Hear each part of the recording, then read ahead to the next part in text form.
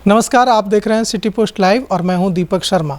तेजस्वी यादव को coordination committee का अध्यक्ष तो बनाया गया है, लेकिन कांग्रेस की जो पैरेलल कोशिश है पूरे बिहार में अपने संगठन को मजबूत करने के लिए वह जारी है। समानांतर कोशिश कर रही है कांग्रेस बिहार में अपने को अपने पैरों पर खड़ा करने की। अब इसकी बानगी देखिए, इसमें एक नई कोशिश, नया अध्याय दिख रहा है साफ साफ। सोशल मीडिया जिलाध्यक्षों की लिस्ट जारी की गई है। ये पहली बार इस तरह के जिलाध्यक्ष बनाए गए हैं कांग्रेस की ओर से। हम आपको बताते हैं कि किस जिले में कांग्रेस ने किसे सोशल मीडिया जिलाध्यक्ष बनाया है।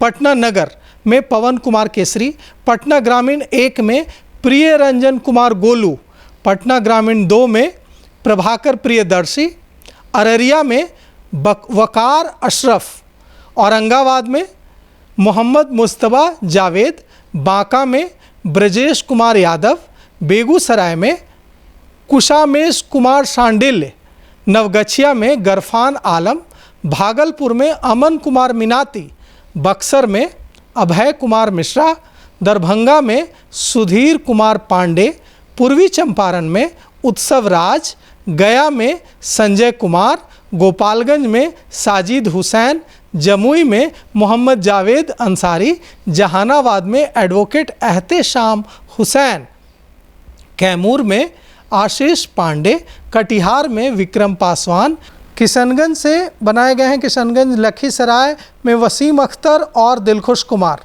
अमित जरमताल को बनाया गया। देखिए, मधुबनी में प्रशांत राज बनाए गए हैं, मुंगेर में विशाल चौरसिया, मुजफ्फरपुर में रुपेश सिंह, नालंदा में उदय कुशवाहा, नवादा में कुमार कार्तिकेय, पूर्णिया में एजाज अहमद, रोहतास में आमिर हुसैन, सहरसा में पंकज पासवान, समस्तीपुर में प्रशांत कुमार, शेखपुरा में ब्रजेश कुमार सिंह, शिवहर में प्रभात कुमार को जिम्मेवारी दी गई है, सीतामढ़ी में कौशल झा, सिवान में शंकर राय, सुपौल में मोहम्मद एहसान सिद्दीकी, वैशाली में कुंदन यादव, पश्चिमी चंपारण में अनूप कुमार शुक्ला को बनाया गया है। तो ये जो सोशल मीडिया जिलाध्यक्ष बनाए गए हैं, यह कैसे काम करेंगे और किस तरह से जो जिलाध्यक्ष होंगे जिलों में, उनके और इनके बीच क्लैश नहीं होगा, दोनों के कामों का बंटवारा कैसे होगा और इससे कांग्रेस मजबूत होगी या दो जिलाध्यक्ष होने की वजह से गुटबाजी और बढ़ेगी। इस पूरे मामले पर चर्चा के लिए हमारे साथ हैं हमारे मैनेजिंग एडिटर श्रीकांत प्रत्युष। तो क्या इससे मजबूती मिलेगी? दीपक, पहले आपको पता होना चाहिए कि बिहार में कांग्रेस का ही राज था बहुत दिनों तक, और कांग्रेस पार्टी का खात्मा हुआ आरजेडी के आने के बाद। यानी बीजेपी के तरफ कांग्रेस के वोटर गए और आरजेडी की तरफ गए। जो स्वर्ण जाति के लोग थे बीजेपी की तरफ शिफ्ट हो गए और दलित, पिछड़ा, अति पिछड़ा लालू यादव की तरफ हो गया। तो वहीं से कांग्रेस का पतन शुरू हुआ और आज कांग्रेस बिल्कुल कमज़ोर हालत में है बिहार में।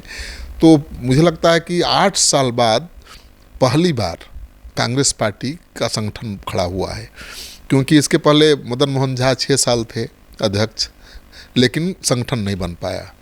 अखिलेश सिंह 2.5 साल थे, संगठन नहीं बना पाए, और राजेश राम जैसे ही प्रदेश अध्यक्ष बने 1 दिन बाद ही संगठन बन गया। सारे जिलाध्यक्षों की सूची जारी हो गई और केवल जिला अध्यक्ष ही नहीं बनाया गया, हर जिला में एक जिलाध्यक्ष, एक कार्यकारी जिलाध्यक्ष बनाया गया। देखिए कितना बड़ा प्रयोग है, माने एक फेल होगा तो दूसरा संभालेगा। और अब ये नया सोशल मीडिया नया है कि सोशल मीडिया जिलाध्यक्ष बना दिया गया है। तो इससे साफ दिखता है कि जो अपना खोया हुआ जनाधार है कांग्रेस, उसको पाने के लिए बेचैन है। आपने देखा नहीं किस तरह से कांग्रेस पार्टी के नेताओं के तल्ख तेवर सामने आ रहे थे। प्रदेश अध्यक्ष बदले, नए प्रभारी आए, 2 सचिव प्रभारी आए, कोई नहीं लालू जैसे मिला। ये क्या था? ये संदेश देना था कि भाई कांग्रेस अपने पैरों पर खड़ा होना चाहती है और अभी मजबूरी है आरजेडी के साथ रहना। तो आपने देखा ही कि आज महागठबंधन की पहली बैठक थी और उसमें कोई सहमति नहीं बन पाई सीएम फेस को लेकर।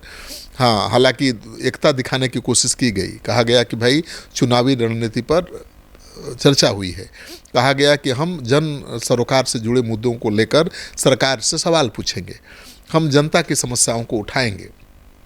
तो कांग्रेस पार्टी जन सरोकार से जुड़े मुद्दों को उठाकर किसका वोट बैंक हथियाएगी, आप सोचिए।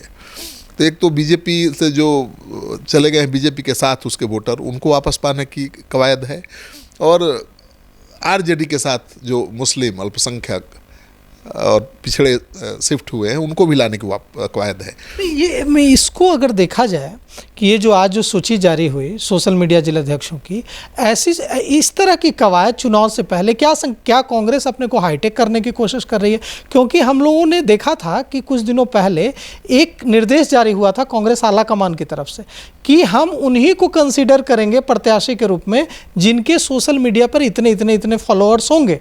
उसमें यह बात आ रही थी कि इसमें तो सिर्फ कन्हैया कुमार के अलावा कोई फिट ही नहीं बैठ रहा है क्योंकि उन्हीं के फॉलोअर्स हैं इतने ज़्यादा। अब सोशल मीडिया जिलाध्यक्ष, तो क्या कांग्रेस अपने को हाईटेक करने की कोशिश कर रही है बिहार में? देखिए, बीजेपी का ये फंडा है, बीजेपी सोशल मीडिया पर बहुत ध्यान देती है। कोई भी उम्मीदवार होगा बीजेपी का तो उसके सोशल मीडिया को जरूर खंगाला जाता है कि कितना एक्टिव है और कितने लोग उसको फॉलो कर रहे हैं, और बहुत बड़ा ये आधार होता है उम्मीदवार बनाने का बीजेपी के, चाहे लोकसभा चुनाव हो विधानसभा चुनाव। कांग्रेस पार्टी उसी आधार पर चल रही है। कांग्रेस पार्टी सोशल मीडिया के जरिए लोगों से जुड़ना चाहती है, जन सरोकार के मुद्दे को लेकर सरकार से सवाल पूछना चाहती है। तो कांग्रेस पार्टी की ये तैयारी तेजस्वी यादव के लिए भी एक चेतावनी ही है। आपने सूची देखी, उसमें स्वर्ण समाज के भी अच्छे खासे संख्या में लोग हैं, अल्पसंख्यक समाज के, अगड़ी जाति के, अल्पसंख्यक समाज के, दलित समाज के लोगों को टारगेट करके सूची तैयार की गई है। जिला अध्यक्षों की भी सूची आप देखेंगे तो ऐसा ही है। पहले ज़्यादा अगड़ी जाति के लोग थे जिला अध्यक्ष, उसमें कमी की गई है, कटौती की गई है, और उनकी जगह दलितों को जगह दी गई है, अल्पसंख्यकों को जगह दी गई है। तो जो तेजस्वी यादव का कोर वोटर है, यादव मुस्लिम, उसको भी नहीं छोड़ा है। कांग्रेस की नज़र यादवों पर भी है और मुसलमानों पर भी है। तो कांग्रेस पार्टी ने तो ये लिस्ट जारी करके साफ कर दिया है, या संगठन के गठन में तेजी लाकर जाहिर कर दिया है कि उसकी मंशा है अपने पैरों पर पार्टी को खड़ा करने की। और सबसे बड़ी बात दीपक कि 40 जिला के सोशल मीडिया अध्यक्ष बनाए गए हैं। कांग्रेस ये संदेश देने की कोशिश कर रही है कि भाई हर जिले में कांग्रेस पार्टी इस बार चुनाव लड़ेगी, क्योंकि आरजेडी के साथ गठजोड़ करके कांग्रेस चुनाव लड़ती रही है बहुत दिनों से, और आरजेडी के नेता तय करते हैं लालू जी कि कहाँ से कांग्रेस लड़ेगी। तो कांग्रेस बिहार के कुछ जिलों तक सीमित हो गई थी। कई ऐसे जिले हैं जहाँ पर कांग्रेस वर्षों से चुनाव नहीं लड़ी है, दशकों से कह सकते हैं। तो वहाँ तो कांग्रेस खत्म।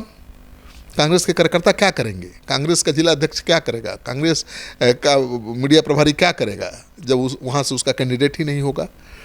तो कांग्रेस पार्टी की पहली रणनीति ये है कि हर जिले में वो लड़े चुनाव। तो इस बार 40 जिला के सोशल मीडिया अध्यक्ष बनाए गए हैं, ऐसे ही नहीं बनाए गए हैं, इसलिए बनाए गए हैं। इसमें जातीय समीकरण का भी ध्यान रखा, जातीय समीकरण का ध्यान जिला अध्यक्ष बनाने में भी रखा गया है, कार्यकारी अध्यक्ष बनाने में भी जातीय समीकरण, और सोशल मीडिया में भी रखा है, और सोशल मीडिया अध्यक्ष बनाने में भी जातीय समीकरण का ध्यान रखा गया है।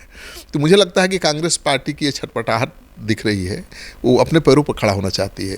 वो तेजस्वी यादव के भरोसे आगे की राजनीति नहीं करना चाहती है। हालांकि अभी उसकी मजबूरी है, एक दिन में कांग्रेस तो अपने पैरों पर खड़ी नहीं हो जाएगी। कांग्रेस अकेले लड़ेगी तो नुकसान उसको भी होगा, और सबसे ज़्यादा नुकसान तेजस्वी यादव को होगा। तो तेजस्वी यादव पर इतना दबाव बनाया कांग्रेस पार्टी ने कि तेजस्वी यादव को जाना पड़ा राहुल गांधी के शरणों में। ये बहुत बड़ी घटना है। तेजस्वी यादव गए राहुल जी से मिलने, तब बैठक शुरू हुई है ना यहाँ, नहीं तो कांग्रेस तो बातचीत करने को ही तैयार नहीं थी। और राहुल गांधी पटना आए थे और लालू जी के यहाँ चले नहीं गए थे, उनको बड़े तरीके से बांध कर ले जाया गया था। पहले से साइकोलॉजिकल गेम, हाँ, साइकोलॉजिकल गेम खेला गया। तेजस्वी यादव पहले से मौर्या होटल के गेट पर गुलदस्ता लेकर बैठे थे, खड़े थे, उनका स्वागत किया। और जैसे ही राहुल गांधी ने पिताजी का हालचाल पूछा, उन्होंने कहा बहुत बीमार है, आप देख लेते, मिल लेते तो बहुत अच्छा होता। धर्म संकट में पड़ गए। जो सूत्र हैं बताते हैं कि राहुल गांधी तब भी लालू जी के यहाँ जाने को तैयार नहीं थे, लेकिन प्रदेश अध्यक्ष डॉक्टर अखिलेश प्रसाद ने आग्रह किया कि भाई बीमार है, इतने सीनियर नेता हैं, इतना पुराना संबंध है, मिल लेना चाहिए, लालू जी आपका इंतज़ार कर रहे हैं। तो हमको लगता है कि 50 फ़ोन आया होगा राहुल गांधी को कि लालू जी इंतज़ार कर रहे हैं, लालू जी इंतज़ार कर रहे हैं। तब राहुल को जाना पड़ा। लेकिन राहुल गांधी तल्ख तेवर शुरू से दिखा रहे थे आरजेडी को लेकर इस बार भी समझौता होगा तो कांग्रेस अपनी शर्तों पर करेगी। एयरपोर्ट पर भी नाराजगी जताई इस बार जब आए माई बहन योजना। बिल्कुल, उस योजना पर भी चर्चा हुई है आज की बैठक में। राहुल गांधी ने कहा कि माई बहन मान योजना का ऐलान कर दिया तेजस्वी यादव ने। इसी तरह से वृद्धा पेंशन को बढ़ाने का ऐलान कर दिया। कई योजनाओं का ऐलान वो कर चुके हैं। तो राहुल गांधी ने नाराजगी जताई कि भाई तेजस्वी यादव अकेले कैसे ऐलान कर सकते हैं। यहाँ कांग्रेस आरजेडी साथ मिलकर चुनाव लड़ रहे हैं, यहाँ महागठबंधन की सरकार बनेगी, तो उनको कांग्रेस को भरोसे में लेकर कोई बड़ा ऐलान करना चाहिए। अब उन्होंने माई बहन मान योजना का ऐलान कर दिया। कांग्रेसी उम्मीदवार या नेता जाएंगे और इस योजना की चर्चा करेंगे तो लोग पूछेंगे कि ये तो आपकी योजना है नहीं, ये तो तेजस्वी यादव ने ऐलान किया है। तब क्या कहेंगे कांग्रेस के नेता। तो राहुल गांधी ने कड़ी प्रतिक्रिया जताई थी और उसका असर ये हुआ है कि आज की बैठक में तय हुआ है कि कोई भी बड़ी घोषणा सामूहिक रूप से की जाएगी। कोई भी घोषणा की जाएगी उसमें कांग्रेस पार्टी के, वाम दलों के और आरजेडी के नेता एक साथ शामिल होंगे। अब तेजस्वी यादव अलग से घोषणा नहीं करेंगे। सबसे बड़ी बात कि जो बनेगा मैनिफेस्टो चुनाव का, वो साझा मैनिफेस्टो होगा, मतलब कांग्रेस का अलग आरजेडी का अलग नहीं होगा।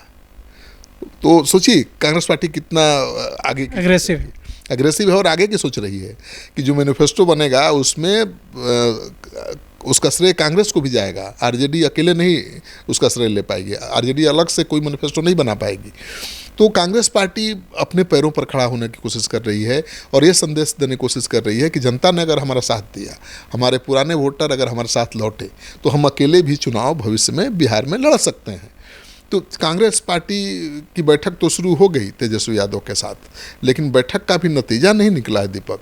बैठक शुरू होने से पहले पप्पू यादव ने एक बड़ी मांग रख दी कि कोसे में कांग्रेस को, मिथिलांचल में, सीमांचल में कांग्रेस को ज़्यादा सीटों पर लड़ना चाहिए, तेजस्वी यादव को ज़्यादा सीट देनी चाहिए। और इतना ही नहीं कहा, उन्होंने तो 100 सीटों की मांग कर दी। कांग्रेस तो हर जिले में 2 सीट मांग रही है, तो 75-76 सीट होगा, 38 जिले हैं। लेकिन वो पप्पू यादव तो 100 सीटों की मांग कर रहे हैं।